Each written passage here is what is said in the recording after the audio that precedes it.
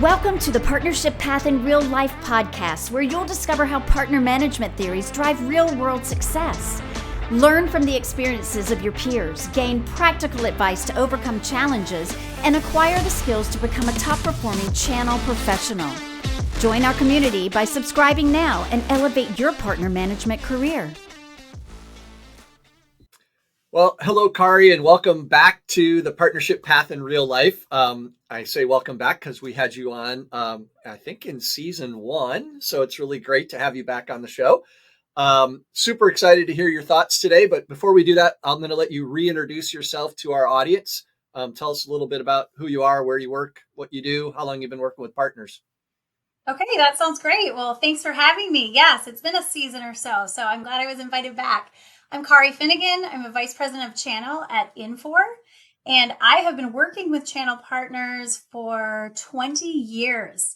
I'm just celebrating my 14th anniversary here with Infor. Can't even believe how fast the time goes. Yeah. And was at another ERP company 6 years prior to that. Awesome. Excellent.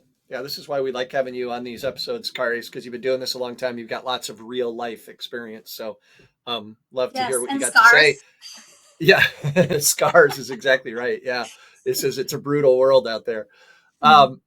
Look, this is we wanted to this episode that Tony and I just did was on managing a portfolio instead of managing the partners that you have or the partnerships that you have one at a time. I know you listened to that episode, so I'll just start by saying, hey, so what'd you find interesting in what Tony and I had to say in that episode, and what's your reaction? Yeah, absolutely. I think for me personally, back when I first went through your training talking about this concept, this was a huge aha moment for me. Yeah. Because being a type A personality, I wanted to give as much time as I could and all of my coaching as I could to as many partners in my portfolio, because that's how you become the best. Or that's how you become burned out. Or that's how you don't really see a solid return on all of that time. So for me, I think once you can understand and look at the future growth potential, the current ability, and look at your entire portfolio to determine where you're going to get the best return on your time investment. Yeah. That is where you start to see exponential growth. Yeah. So that was really, for me in my career, that was a big turning point.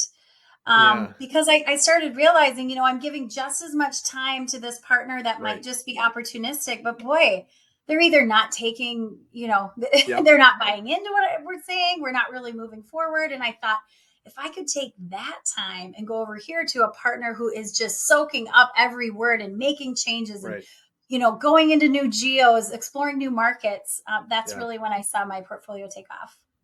So I talk to me a little bit about that. What are some of the, I don't know, really pragmatic things that you do or that you tell your team to do to try and figure out who should I be spending the time with? How do you have, we talk about current ability versus potential, but what does that really look like when you do it with your partners? Right.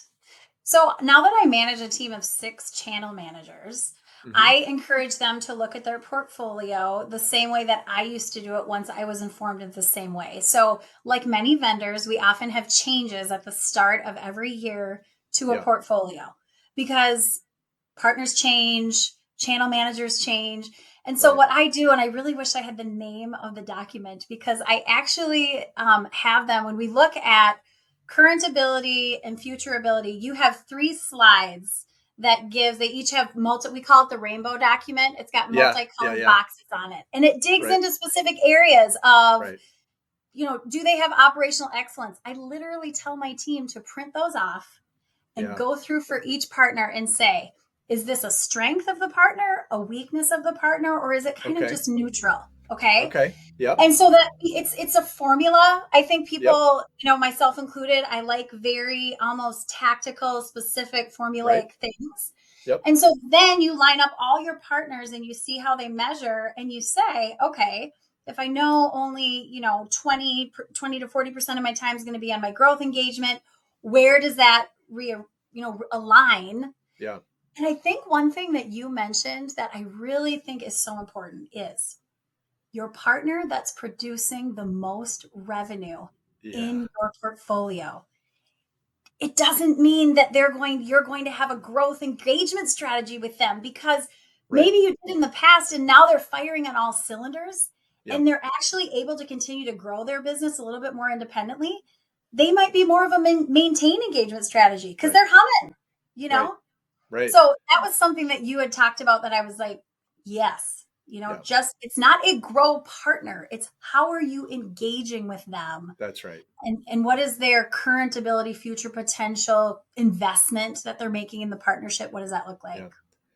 Yeah, that's a hard thing. I think that's a hard thing for channel managers to do, right? Because you want to spend your time where it seems like there's a lot of activity and a lot of movement and a lot of production, when in reality, it's sometimes just the opposite, right? Those are the ones that we need to just leave alone and let them go, because I might get a much better return on investment if I invest over here where these guys are hungry, but they're not exactly sure how to do it. And maybe I can help them get there. Yeah. Yeah. Yeah. So I love that. I love what you said about you essentially like apply numbers to this, right? You take the list that I gave you in the training of like all the different things you should be thinking about. What's their operational model? How good are they at sales? How good are they at delivery? How good are they at marketing? All of that. And you literally attach numbers to those things and add them up and then go, okay, the one with the biggest numbers, those are the people who have the most ability or the most potential or whatever. And then, okay, exactly. That's super helpful. Yeah. And then we discuss it, because again, I think for those people that you're trying to, overachieve on your quota, of course, again, our mentality is we want to spend all of our time with all of our partners. And so until you put some numbers to it to make it a little bit more black and white, at least, you surprise yourself. You also can get in a rut where this partner's been my top partner forever. They're my top, but maybe their business has evolved. Yeah. Or maybe their ownership structure has changed. And so it's not the same. And that's what I like about the format that you laid out. It just makes it a little more systematic. Yeah, you've sort of tickled on some future episodes we're going to do this season around kind of competitive mind share and organic growth and some of that, right? Those are the things you're kind of looking for. Are they capable of some of that? But we'll save that for those episodes. I'm curious, one of the things we talked about that Tony and I talked a little bit about, and I know you and I have talked about this in the past, is run rate. But the last time I think you and I talked about this, you were an individual contributor. So I'm curious, how do you have that run rate conversation with your team about how much of what you produce happens whether you show up or not? Right. And I loved how you and Tony were talking about that, because I joke with my team, I'm not asking this to, reduce headcount or eliminate yourself.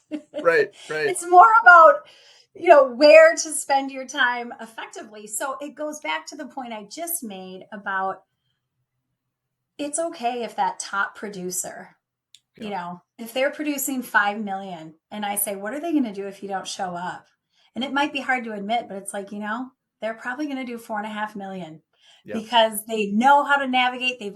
Because you've taught them how to strategize. Right. So for me, what I really look at is I always talk about we need to be honest with each other to grow. Yeah. I want them to be honest with those partners that are going to produce without them showing up, so that I can take some of the time they're investing there and put it into the other partners that, boy, if they just had a little more help with the marketing or a little bit more sales enablement, they now could be approaching, they could be looking at 50% growth, 100% growth, whatever that looks like. And again, it's a channel manager's nature to not think like that. And I speak from being one for 17 years.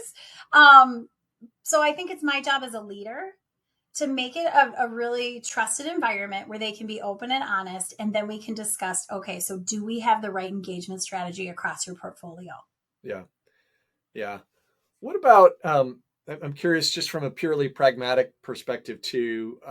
So I think what we've talked about in terms of sort of engagement strategy, right? Figuring out where I should be spending my time. That's a big part of this sort of portfolio approach. The other part is the looking at lagging indicators, right? Of how do I sit down on a quarterly basis or at the end of the year and look back and not just rate myself on each partner, but really start to measure across the portfolio.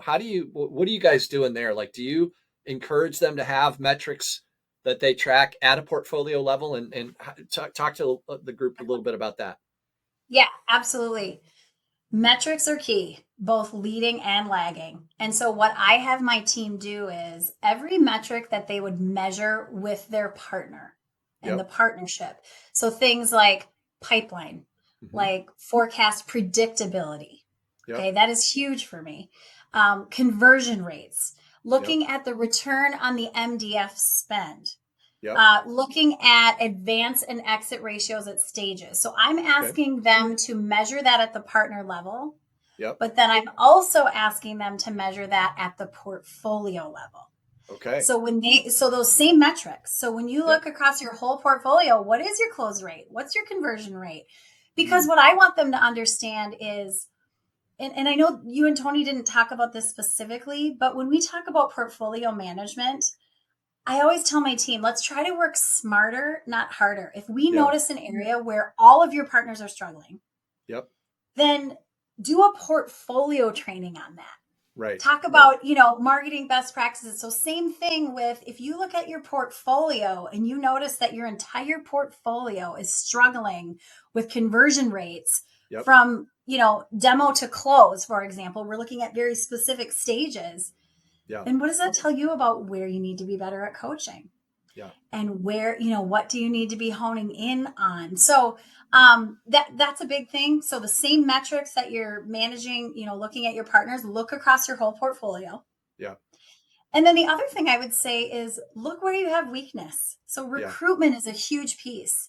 Sure. We have a lot of different products at Infor. If there is a specific product that nobody in your portfolio sells, but you see the need come up quite a bit and you're flipping it to other partners or other channel managers and other portfolios, what does that tell you? Looks like we need to do some recruiting there. So portfolio metrics are key because that can help you identify trends, which might help training, which also will help recruiting, or, maybe there's certain partners that aren't a fit anymore. And that's a tough conversation, but it's one that you have to be a strong business.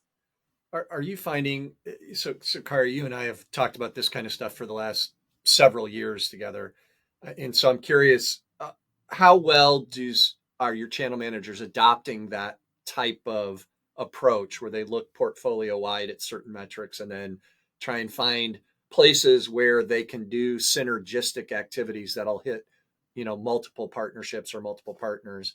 Like, are they getting there? Is that something that's resonating for them and they're starting to see why that makes them better?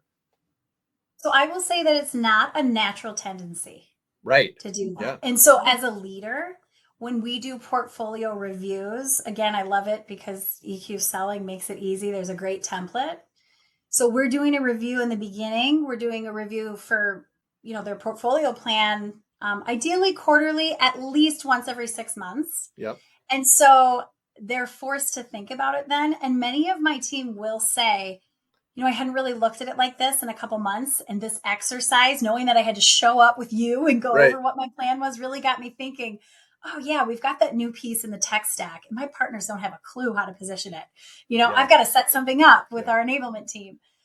So it's not natural. And I think it's a responsibility, of a leader or even as a channel manager. Put that on your recurring calendar. Put it on there to say, okay, I need to assess my portfolio, because otherwise we just get lost in the day to day and we don't pull back and look at it portfolio wide enough.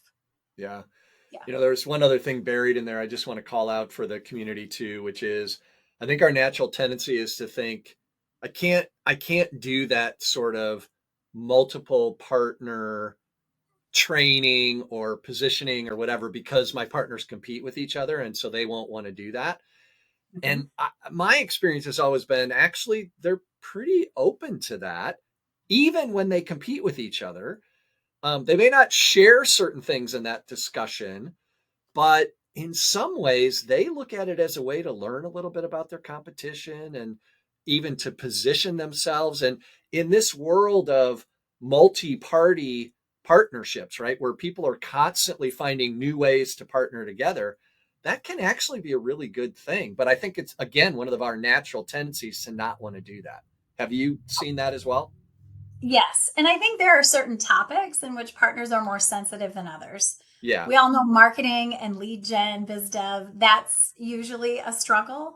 Yeah. But what I found is if we get all the partners of a portfolio on the call, and now you're bringing in an expert, maybe an SMB marketing expert in our market, for example, someone from the vendor that is talking to all the partners, it can be a little reassuring for them as well. Like, hey, we're not the only ones that are struggling with this. You know, we do. There are. Hey, I thought that partner over there, you know, they're killing it, but they're taking it on this, and they're asking good questions that we've asked as well. So it can help to. The topic can definitely make a difference. Yeah. But I also think the other thing is, we can rise all ships, right? If we rise that tide across everyone, the whole portfolio. So I do think, and there's a lot more collaboration, like you said too, and partners sometimes want to show off their expertise. And so that's a good chance for them to say, well, we've tried this. And you're right. They might not get specific, especially in marketing. They might not say, well, we utilize this company for pay-per lead, but they might say, hey, 50% of our opportunities are coming from pay-per-lead, and that's worked well for us. Yeah. Yeah. Love it. Yeah. Gosh, Kari, every time I have you on, we could spend all day just chatting. So I'm so grateful for you taking the time. Let me give you one last thing. Based on what we've talked about today, any last words of wisdom that you want to throw out? I know I'm putting you on the spot. You don't have to have one, but is there something you want to make sure that people walk away with? Biggest thing is to step back and ask yourself as a channel manager, recognize where you have impact and where you don't. And there are just going to be certain partnerships where you can have two partners and you're giving the same message. And one of them is going to think it was just the best advice and they're going to run with it and it's going to increase their production. And there's another partner where they might just not buy into what it is that you're saying. Yeah. It's like, recognize that quickly and don't invest time there or don't keep trying that. You know, you have to really understand where can you make the impact and just continue leaning into those areas. At Infor, we say, what's your comparative advantage? Yeah. How are you making your partners better? And just play into that. Not that you're not going to keep strengthening yourself in other areas, but continue to play into that. And that, I think, will just reap great rewards. I love that. Thank you, Kari. Thank you so much for coming on the show. Thanks for sharing that wisdom at the end there. That's awesome. I love it. And hopefully we can have you back again sometime. Yeah. Thanks for having me, John. It's been a pleasure. All righty. Bye. All right. Take care. Thank you for joining us today. Remember, the real world tests theories and creates leaders. Don't stop here. Subscribe, learn, and grow with us to make every experience count. Until our next real life story.